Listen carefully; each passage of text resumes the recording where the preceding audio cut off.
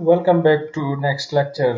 Students, we were discussing purification of lanthanides, and if you remember, we discussed the ion exchange resin method. There were certain principles which we followed during separation of lanthanides with the help of ion exchange resin. Actually, the synthetic resin which was used for separation of lanthanide was cation exchanger, and cation exchanger was because of certain functional groups. Again, if you remember, that was carboxylic group as well as bisulfate group. So these groups were capable to exchange their proton with the respective lanthanide. Lanthanide was stuck to the surface of the resin, and they were accordingly separated. Then at the end of the lecture, a graph was given, and that graph indicated that lanthanides were separated on the basis of interaction with the ion exchange resin. So those lanthanides which were capable to hold firmly with the resin, they were obtained at the end of the process, and those where interaction between the ion exchange resin and the respective lanthanide was less, so they were obtained in the beginning of the process. And again, they were categorized, or their interaction was again linked to the resin and respective hydrated form, because lanthanides were is a hydrated species. So, in case of hydrated species, then lutetium was larger in size and lanthanum was smallest in the series. So, lanthanum was obtained at the end of the process and lutetium was obtained at the beginning of the process. It was eluted first.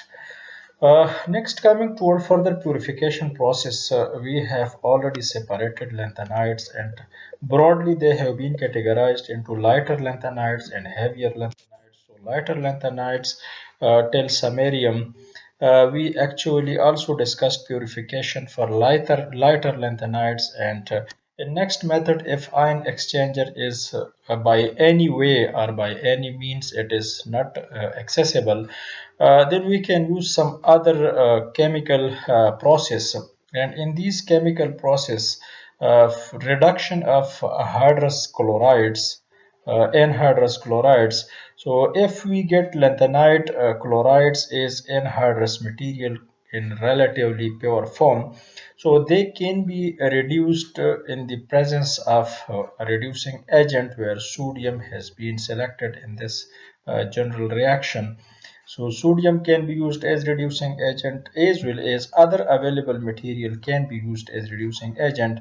But the only problem which is technically and economically not feasible is the high temperature in the process. So for this process,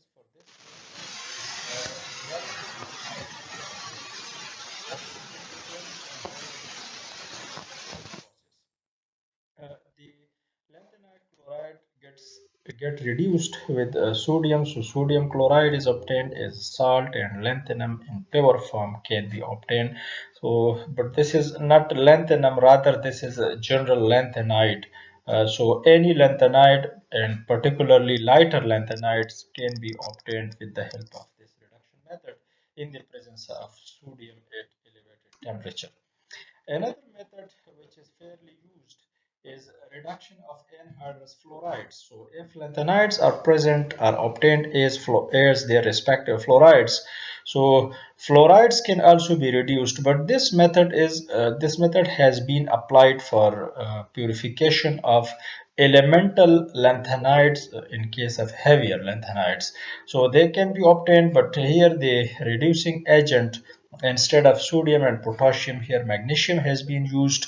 So magnesium can be used as a reducing agent, and definitely once again we have to use the elevated temperature, just like in previous experiment or previous method, but this reaction can vary up to lesser extent. In the presence of magnesium, the particular lanthanide fluoride or heavier lanthanide fluoride can be reduced, or lanthanides can be reduced to their respective zero oxidation state, and magnesium fluoride can be used and can be separated accordingly. Uh, Next method, which can also be used for purification of lanthanides, is electrolysis. So electrolysis of fused chloride, and this method is similar to preparation of calcium and calcium chloride, which probably you have discussed in during your FSC. So in this case, we are using electrolytic cell, and electrolytic cell is provided with electrodes. So we supply the specific chloride solution, chloride solution in the aqueous medium to the cell. Electrodes are connected with the power supply, and as a result of this power supply and current passes through the solution, and due to passage of current, different ions move toward their respective electrodes, and they get reduced or oxidized depending upon their nature, and pure metal can be obtained during this process. So electrolysis can also be used. So let's summarize the methods of purification. We discussed four methods. One was ion exchange method, the other one is reduction for reduction of anhydrous chlorides for lighter lanthanides, reduction of anhydrous fluorides for heavier lanthanides, and electrolysis for generally for all lanthanides can be used. This was all about lanthanides, and next we have to start discussion on actinides. So just like lanthanides, actinides can also be defined in the same way, that they possess anti-penultimate electronic configuration similar to actinium, therefore they are called actinides. They can also be called as actinoids. So in different books you can also find this name. So where actinides are, and from where their atomic number starts. So their atomic number starts from 89 and it ends at 103. And first member of the series is actinium, and last one is lawrencium.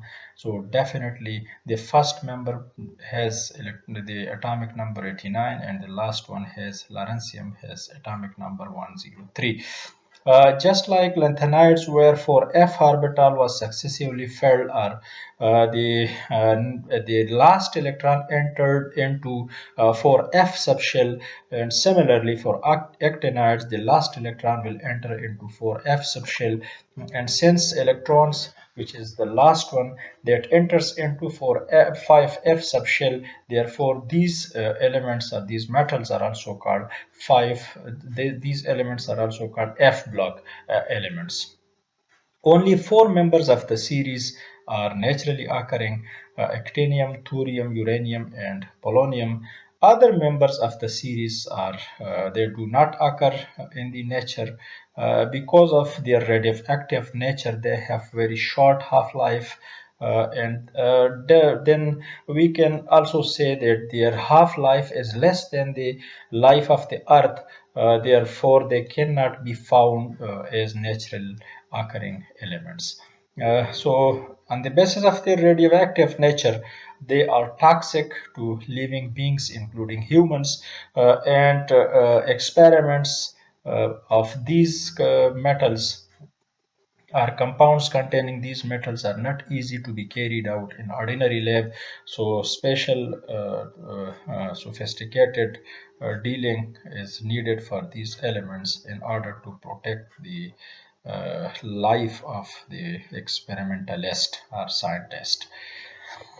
Now, coming toward electronic configuration of lanthanides. So uh, again, the energy difference between 5F and 6D is too close, is too less. Therefore, electronic violations are expected to carry out during electronic configuration of these elements.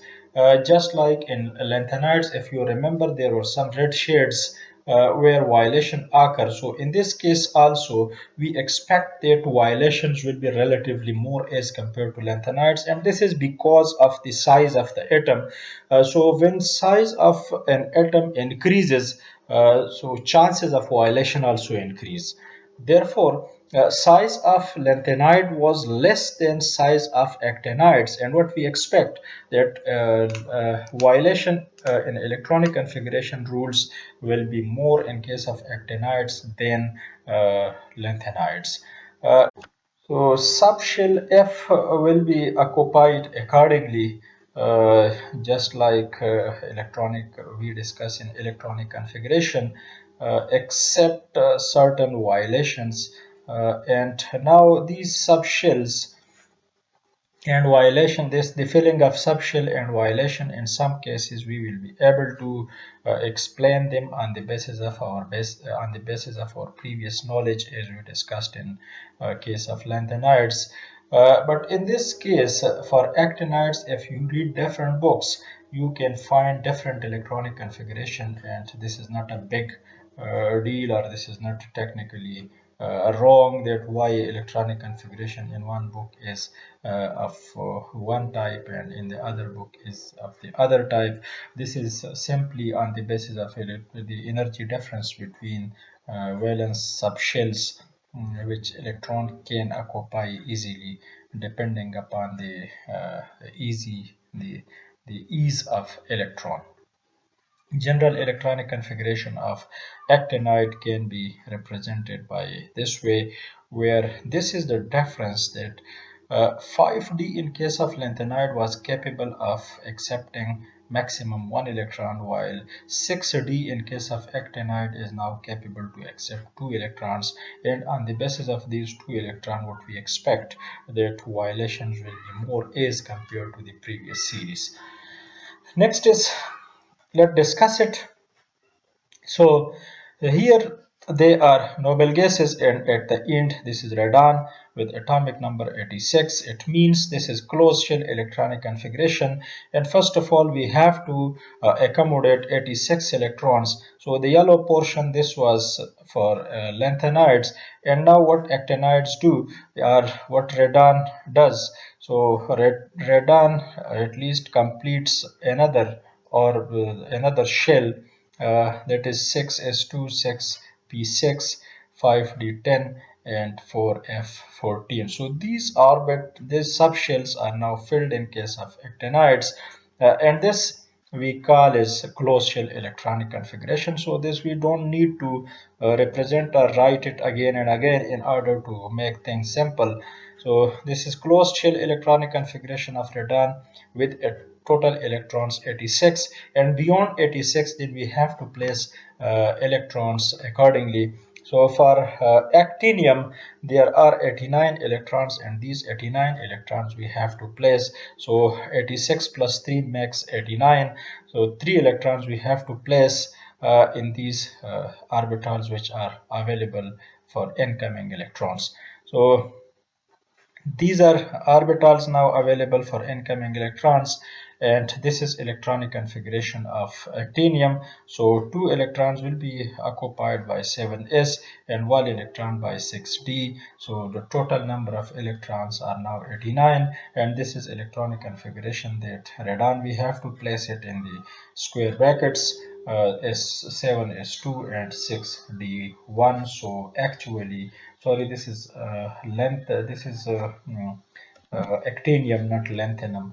So the total number of electrons now became 89, and on the basis of electronic configuration of actinium, this element can be placed with the d block elements, and normally it has been placed there.